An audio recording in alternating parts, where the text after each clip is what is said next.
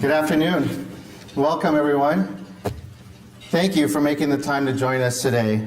We're grateful for your interest and support, and I'm truly overwhelmed by the size of this crowd, and I'm humbled. This is a record crowd for this event. Are you sure you're all in the right place? Okay, well, we're happy you're here, and you're going to hear a lot of great things today. Where's Rob Lovesgard? Where are you? I hope you're happy we took your advice from last year and put the podium on a raised platform so you can see me better. So, thank you, Joe Dillon and the League of Women Voters for co-sponsoring and organizing this luncheon. Please help me thank Joe and the League.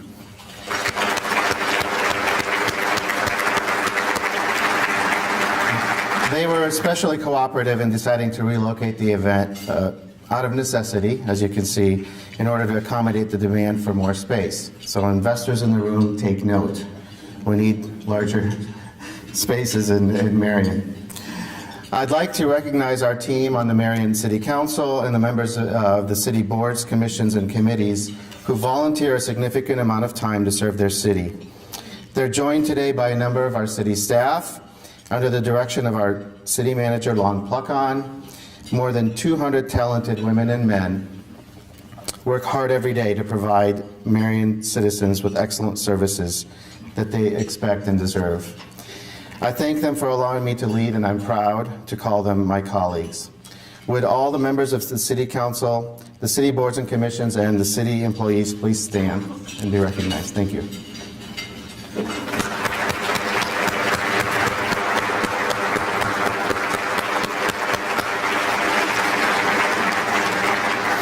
It's my pleasure to also introduce our two newest department heads who joined us in the last year, Police Chief Joseph McHale and Library Director Ellsworth Carmen.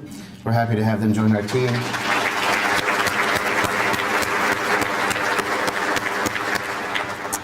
We're happy to have them join our team and be part of our community's success. My wife Christiane and our three children are here also. They've been incredibly supportive and understanding, taking on more responsibilities and stress as I've had to adjust to my two full-time jobs. And joining them today are my father-in-law, David Dowd, and my father, John AbouAssaly. My mother-in-law, Nicole, and mother, Marie, were unable to be here. These four people are very special to me. They're the greatest examples of kindness, love, humility, and self-sacrifice. My parents arrived here as immigrants 41 years ago with 5 children and little else but their faith in God and the promise of America. They expected nothing but opportunity for their children, and I'm so proud of them, their courage, and what they've accomplished. A part of everything I do is to make them proud and thank them for what they've done for me.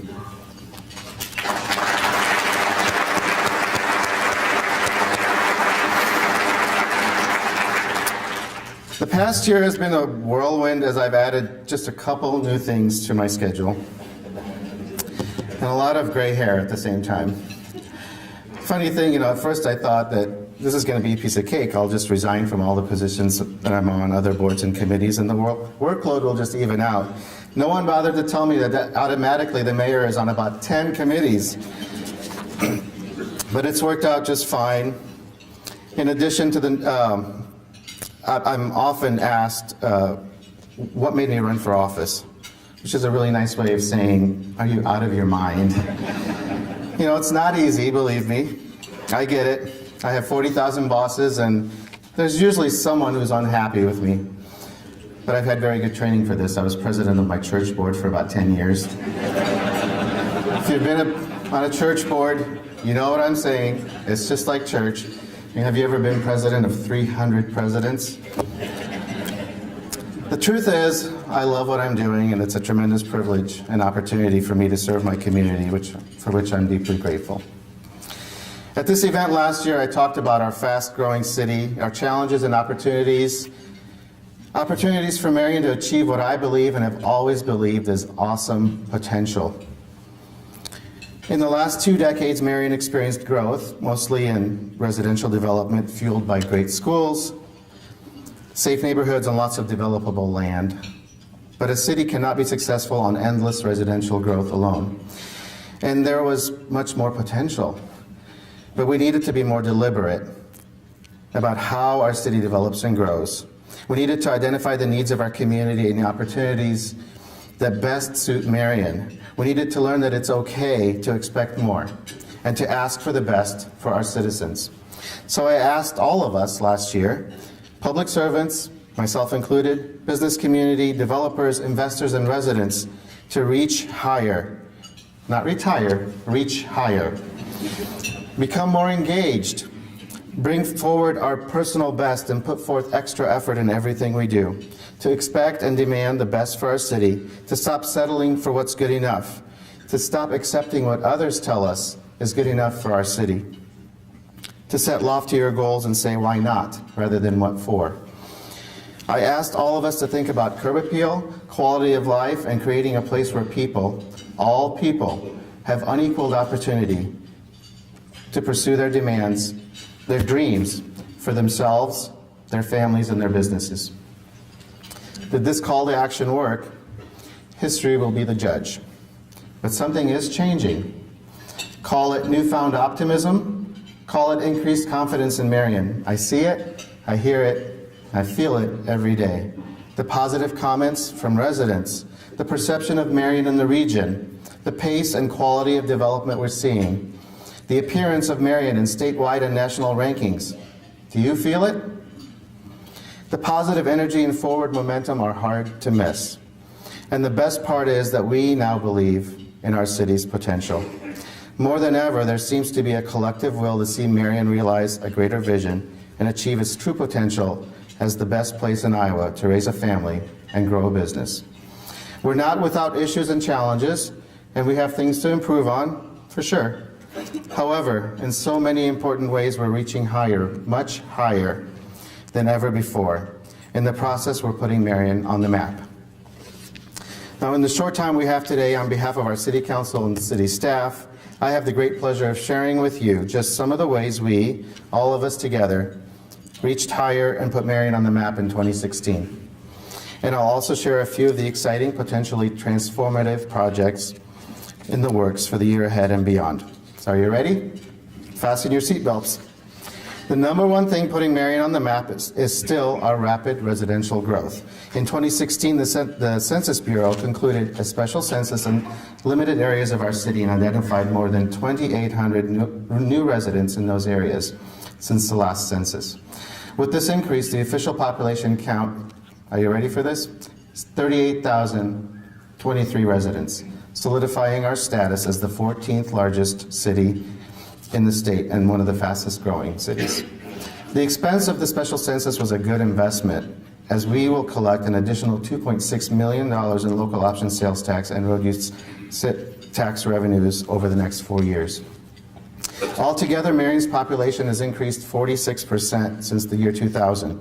And assuming the trends continue, we are certain to exceed 40,000 residents by the 2020 census.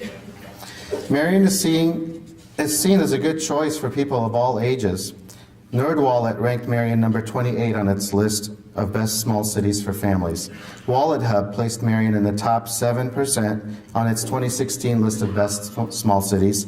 And we landed in the top 10 most livable cities for adults age 50 and older, according to AARP's Livability Index. Marion is definitely on the map. To accommodate the growing population, in the last year alone, 432 new residential units, both single and multifamily, were constructed, and we're approving new residential subdivisions all the time, adding 186 lots to the inventory in 2016 alone. Knowing that we have one of the healthiest housing markets in the state, the city recently commissioned a housing study which confirmed that we have a shortage in upper-end market rate rental units. The private sector is beginning to address these needs with several market rate housing projects either underway or in the concept stages. A shortage of senior housing was also identified, and developers from across the Midwest responded. We currently have 4 large senior housing projects in development with a combined total of 354 units. We're currently 75% reliant on residential tax base. In the long term, we need more commercial and industrial development to balance out the tax burden, maintain our ability to provide the services our citizens expect, and provide more amenities, services, and jobs in Marion. So as the city expands, we've ensured that property is being reserved for future neighborhood commercial nodes. And the city's targeted investment in public infrastructure is driving new commercial and industrial development along Tower Terrace Road, the Marion Enterprise Center, and the Central Corridor. Now, a great example of this transformation is the area between 31st and 35th Streets, where new construction and remodeling of existing buildings has greatly improved the look of an important gateway. The city is very fortunate to have a collaborative relationship with our economic development partners and our two school districts who are reaching higher every day to provide the best for our citizens. In 2016, the Marion Economic Development Corporation, MEDCO, supported industrial and commercial real estate investments in the community valued at $39.4 million, which involved the creation or retention of 241 jobs in the community. We saw completion of large projects such as Alplast, Victory Gymnastics, Hupp Electric, Legacy Manufacturing, Specialty Manufacturing, Star Appliance, and Lynn County Co-op. That alone is impressive, but add to that an additional $39.5 million in projects currently in their pipeline. Truly, truly amazing. I would encourage you to attend MEDCO's annual luncheon on March 8th to hear more about what they are doing. The Marion Chamber of Commerce in the past year supported $23 million in development projects and welcomed 26 new and expanding businesses to Marion. Since being named a Main Street community in 2013, we've seen over $7.7 million in private investment into the 27-block district. The Chamber's impact on community, commerce, and culture with such a small staff is nothing short of amazing. If you do the math on only the current projects, proposed projects that we have, both public and private, if these all come to fruition, we're looking at nearly $150 million being invested in our community. I think that deserves applause.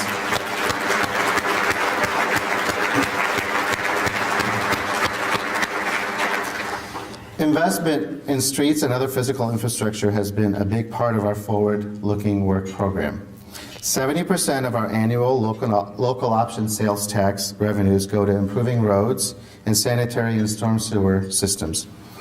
Using local option sales tax funds enables the city to complete these projects with cash, eliminating the need to borrow for these projects. The Central Corridor project is the most important infrastructure project we have right now.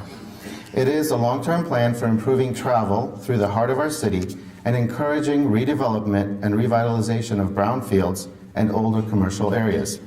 This includes rebuilding 7th Avenue and 6th Avenue as parallel streets tied together by roundabouts at both ends of the Uptown District, new downtown streetscape, trails, and more. The goal is to better manage the heavy traffic and make the area safer, more walkable and attractive for residential, retail, commercial, and entertainment uses. The city continues to work with industrial businesses to help them relocate from the Central District, allowing them to modernize and continue thriving in more appropriate locations in Marion, while freeing up the land to be redeveloped to higher and better uses that are more appropriate for the Central Business District and that generate greater tax revenues. As a result of our work on the Central Corridor, we've already seen new retail businesses appear on redeveloped sites. Now, two major phases of the Central Corridor project were completed in 2016 with the opening of the roundabouts at each end of the corridor. Now, let's just clear up something here. This is a Marion roundabout, okay? This, I'm confident everyone can figure out. Now, if this is not a Marion roundabout, okay? Thank goodness. If you're not from Marion and you come to visit, just remember 3 basic rules for driving a roundabout. Slow down, yield to the left, and once you're in the roundabout, for goodness sake, keep going, don't stop, okay? 3 basic rules. And regional collaboration keeps the Tower Terrace Road project moving ahead. This major arterial will open up commercial and residential development opportunities while providing a much-needed east-west route across the northern portion of the metro area, eventually connecting Interstate 380 to Highway 13. All 4 metro cities and the county have pledged support totaling $1 million to help fund proposed I-380 interchange, and regional transportation dollars are expected to bring the total local commitment to $5 million. We're now asking the Department of Transportation to include the interchange in its 5-year plan. In the meantime, Marion will continue to lead in getting the road built. Several sections through our city have been constructed, and most recently, a new stretch from 10th Street East was completed. And how about the Marion Airport? This is the newest transportation and economic development asset putting Marion on the map. The city purchased the runway and fixed base operations building and entered into a lease with a private entity to operate the facility. We're told this is the 7th busiest airport of any size in Iowa. And with the construction of new hangars and other amenities and the promising potential of future Department of Transportation funding for runway improvements, it is our goal to make the Marion Airport an even better economic development and community asset, serving the general aviation needs of Marion and neighboring communities. Our historic downtown is our community jewel. The city is collaborating with Main Street Iowa, our economic development partners, and the property and business owners to revitalize this district with greater opportunities as a place to live and a destination for shopping, culture, and entertainment. 6 more building facades were given a facelift last year thanks to a $500,000 grant from the Iowa Economic Development Authority and local support. As buildings are being renovated, second-story apartments are filling up, sparking demand for more housing options in Uptown. Although sadly, some longtime Uptown businesses have closed. Others expanded, and we added 16 new businesses in the district, from restaurants and bars to live theater and music venues, art and antiques, clothing boutiques, specialty shops, and office and residential spaces. Uptown Marion is becoming a vibrant area. To add to the excitement, the Art in the Alley project is nearing completion. With a $350,000 grant from Art Place America and matching funds from the city, Lynn County, and private donors, we're transforming unused alleys into beautiful public spaces. Trash dumpsters and overhead wires are now replaced with large art installations by local and national artists. A performance stage and outdoor seating areas have made this area a place where the community comes together in the heart of Uptown. The grand opening in May will coincide with the 25th annual Marion Arts Festival, which, by the way, has long been putting Marion on the map as one of the top art festivals in the country. In fact, the festival was recently ranked number 20 in the nation by Art Fair Sourcebook. And the quality of life our citizens enjoy is among our greatest assets. Marion is committed to building a healthy community. We became the first city in the corridor and the 12th in the nation to be certified as a Blue Zones community. In November, the city received the Healthy Hometown Award from Iowa Healthiest State Initiative in recognition of our dedication to meaningful health improvement initiatives. Among Marion's accomplishments are certification as a Blue Zones community, our community gardens, including at 9 schools, our wellness program for city employees, our growing system of more than 600 acres of nicotine-free parks and trails, and community wellness programs such as Sunrise Yoga, attended by more than 600 people last year. A recent Gallup Healthways survey, garnered through our involvement with Blue Zones, revealed our efforts are making a difference in that overall well-being of residents continues to rise and is higher than national and state averages. Marion residents feel active and productive and exercise 3 or more days per week on average. And smoking and obesity rates in our city have decreased. And our journey to better well-being continues as we focus on creating more opportunities for active and healthy lifestyles. In the fall, the City Council adopted 2 plans. The Step into Nature plan is a policy document that supports an active lifestyle immersed in nature, and focuses on 4 key factors to well-being: active living, active transportation, biophilic design, and community interaction. And the Parks and Recreation Master Plan will guide the next 10 years for parks, recreation, and aquatic facilities development. In the past year, we completed the first phase of Waldo's Rock Park, added parking lots and trails at Lau Park, installed a new pedestrian bridge at Donley Park, and expanded program offerings at our beautiful amphitheater with the addition of several concerts and outdoor movie nights. And work on our expanding trail system continues with nearly $10 million in federal grants slated for trails over the next 5 years. 3 major trail connections are expected to be completed between Cedar Rapids and Marion: the Seymour Trail, Lindale Trail Extension, and Tower Terrace Road Trail. Now, our quality of life is greatly enhanced by Marion's record as one of the safest cities in Iowa for 16 consecutive years. Thanks to our police, fire, and building departments this year, Marion was recognized as the 4th safest city among Iowa communities with populations greater than 20,000.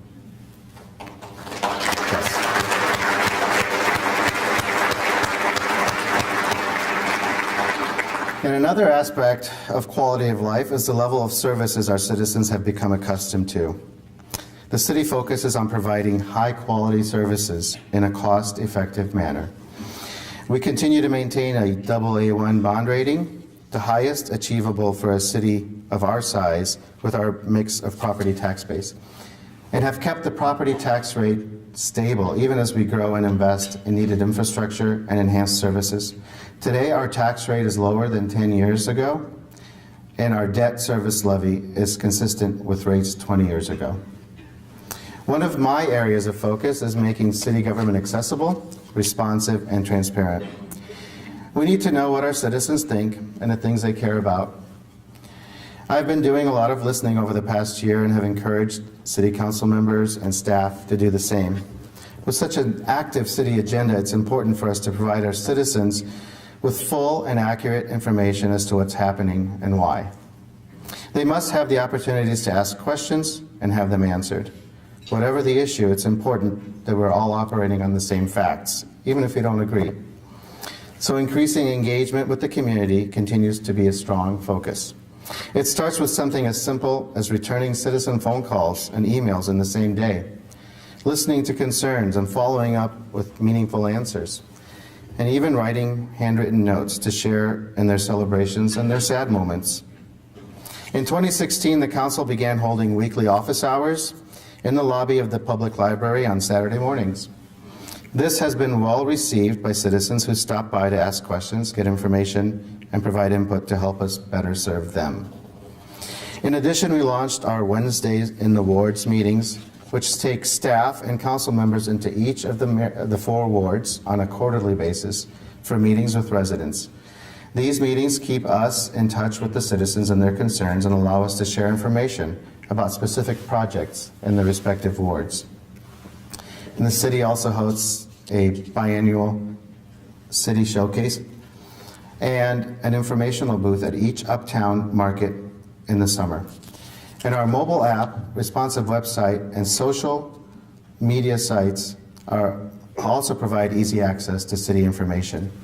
We try through multiple means to be in touch with citizens. With such a busy agenda, we've realized the need to do a better job of prioritizing our work. So our council and staff recently adopted a strategic plan to guide our decisions and inform our departmental work plans over the next 2 years, the 2 fiscal years. So here they are. Pursue our goal of being a zero waste and energy independent community. Continue to lead planned growth in our city. Redevelop the Central Corridor into a vibrant city center. Implement higher design standards for our community, and improve the transportation system, including a comprehensive trail system. So, have I exhausted you? There's a lot happening. And now you'll understand my goofy look when you see me on the street and ask, so, how's your mayor thing going? In the past year, we've reached higher and definitely accomplished much, but we've only just begun. Here's just some projects that we'll be working on in the year ahead.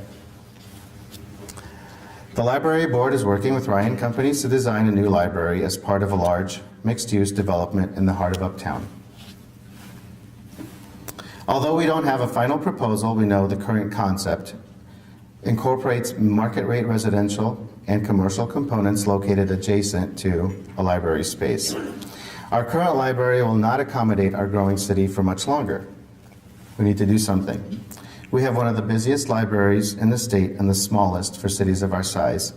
No longer is our library just a place that houses books. You can check out movies, use computers, renew your driver's license, attend a writer's workshop or art class, or even learn how to raise chickens in your backyard. We need to plan our facilities for a city of 50 or 60,000, and we need a library space that is right-sized and provides flexible spaces for a wide variety of learning opportunities. Including the library as part of a mixed-use development will make it the centerpiece of Uptown, support commerce and vitality in the Uptown, and add taxable value to help pay the costs of expanding library services. Also this year, look for construction to begin on our fire station number 3.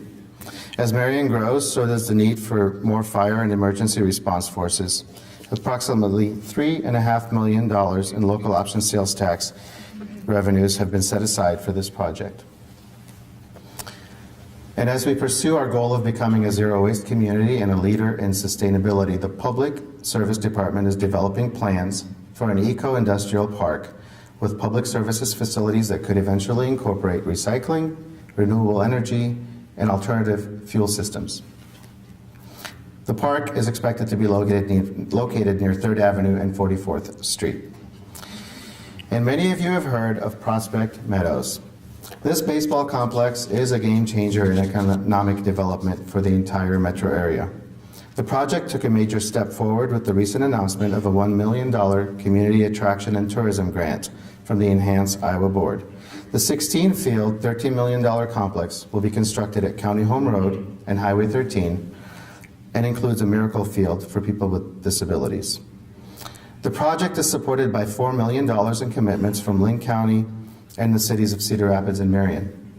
A guaranteed 1,000 teams, thanks to a partnership with Perfect Game USA, will visit this facility each year.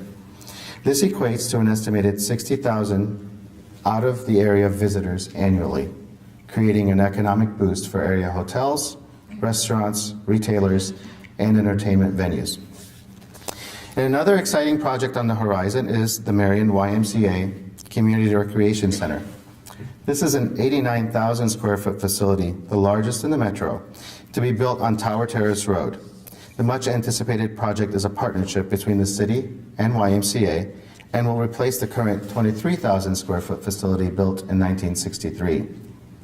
With over 10 acres, the new site will support indoor and outdoor recreation needs in a multi-generational facility designed as a hub to meet the recreation, wellness, education, and social needs of our region. Fundraising is currently in process, and groundbreaking is anticipated this year. And are you ready for this? Our call for reaching higher was answered with a potential $20 million project proposed by GLD Properties for the abandoned Prince Agra industrial site south of 7th Avenue and west of 31st Street. If the project continues as proposed, and there you can see the before and potentially after picture.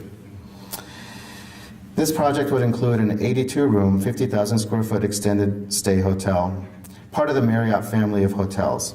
The development is also expected to include 3 additional buildings for restaurants and retail services. What an amazing transformation and recycling of an industrial site to this beautiful first-class development. This is exactly the type of project we were hoping for in a redeveloped central corridor. Reaching higher? Yes, we are. And if that's not enough, Garland Construction recently brought forward a proposed 20-acre development at the northeast corner of Highways 13 and 151.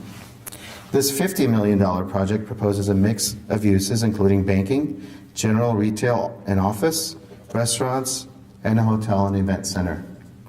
Reaching higher? Yes, we are. Friends, we have so much to celebrate and be thankful for. And to me, the most rewarding aspect is that our progress goes beyond business, and investment. People who have never been before engaged are now coming forward and asking, how can I be involved? How can I get plugged in? And how can I make an impact?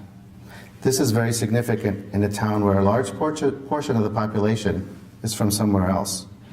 You see, for people to care about what happens in Marion, they first have to believe that Marion is their town, that it is more than just a place where they sleep at night. I believe we're making significant strides in this regard. New groups of people are out enjoying the newest Marion venues, participating in events, and volunteering to serve. Over the past year, a few seniors have been meeting with me and members of our staff about issues facing seniors and how we can better serve them. Another group is forming a networking organization for younger adults in our community. A new early childhood reading program was expanded to Marion, and a nonprofit group worked hard to bring a mobile food pantry to our city to alleviate issues of food insecurity. People are emotionally invested in the success of Marion. Volunteers for events in the city square clocked more than 1,200 hours of time last year, and the Marion Arts Council clocked more than 1,000 volunteer hours. And that's not to mention the hundreds and hundreds of hours by members of boards and commissions. Hundreds of high school students took an entire day in May to do community service projects. And our 2016 Citizen of the Year award recipient, Marion's Trojan Masonic Lodge number 548, recently made gifts of $195,000 to the Marion Independent School District and the same amount to Linn-Mar School District Foundation.